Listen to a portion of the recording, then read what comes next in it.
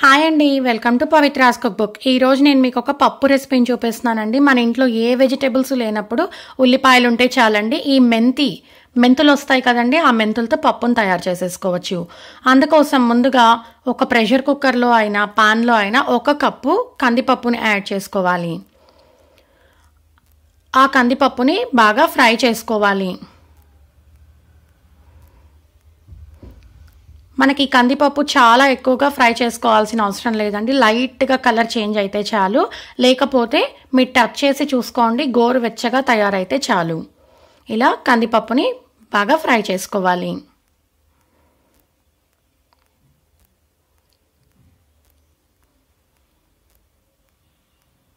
ఈ కందిపప్పు బాగా ఫ్రై అయిన తర్వాత స్టవ్ టర్న్ ఆఫ్ చేసుకొని ఆ కందిపప్పుని వేరొక బౌల్లోకి ట్రాన్స్ఫర్ చేసుకోవాలి.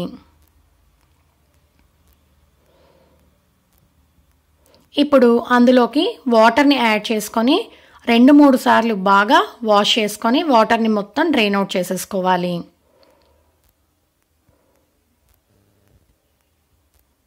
ఈ వాటర్ని మొత్తం డ్రైన్ అవుట్ చేసేసుకోవాలి.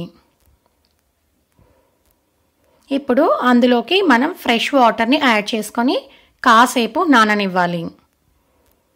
ఈ కందిపప్పు నానే లోపల మనం మిగిలిన ప్రొసీజర్ని చూసేద్దాం. ఇప్పుడు అదే ప్రెషర్ కుక్కర్లో 1 టేబుల్ స్పూన్ ఆయిల్ని యాడ్ చేసుకోవాలి. ఆయిల్ బాగా వేడైన తర్వాత అందులోకి జీలకర్ర, కరివేపాకు, వెల్లుల్లిపాయలు, సన్నగా చాప్ చేసి పెట్టుకున్న ఉల్లిపాయలు. ఈ ఉల్లిపాయలు ఎంత ఎక్కువ యాడ్ చేసుకుంటే మనకి పప్పు అనేది అంత టేస్టీగా ఉంటుందండి. అన్నీ యాడ్ చేసుకొని ఒకసారి బాగా ఫ్రై చేసుకోవాలి.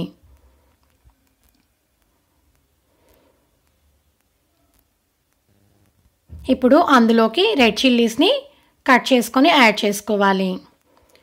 మా రెడ్ చిల్లీస్ చాలా స్పైసీ అండి, అందుకని నేను తక్కువ క్వాంటిటీ యూజ్ చేసుకున్నాను. మీరు తగినంత కారంని యాడ్ చేసుకోండి.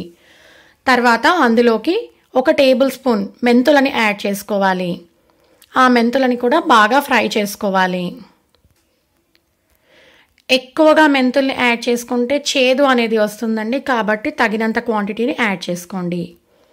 ఇప్పుడు అందులోకి ముందుగా మనం వేయించి నానబెట్టుకున్న ఆ కందిపప్పుని యాడ్ చేసుకోవాలి.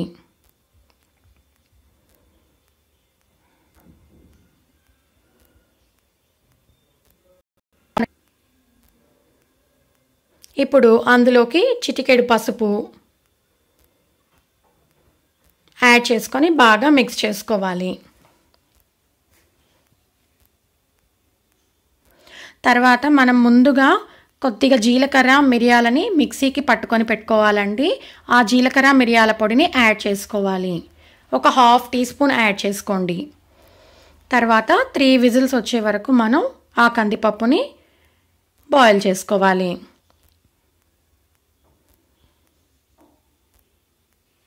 ఇప్పుడు లిడ్ ఓపెన్ చేసుకొని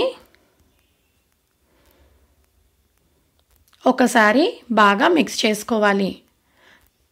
చూస్తున్నారు కదండి, మన కందిపప్పు అనేది బాగా ఉడికిపోయింది, బాగా సాఫ్ట్గా తయారైంది పప్పు అనేది. ఇప్పుడు స్టవ్ టర్న్ ఆన్ చేసుకోవాలి.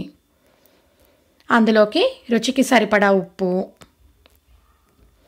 చింతపండు గుజ్జు, తగినంత బెల్లం యాడ్ చేసుకొని బాగా మిక్స్ చేసుకోవాలి.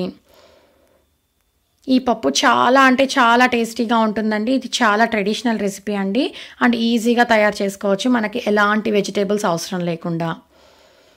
అన్నీ యాడ్ చేసుకొని బాగా ఉడికించుకోవాలి.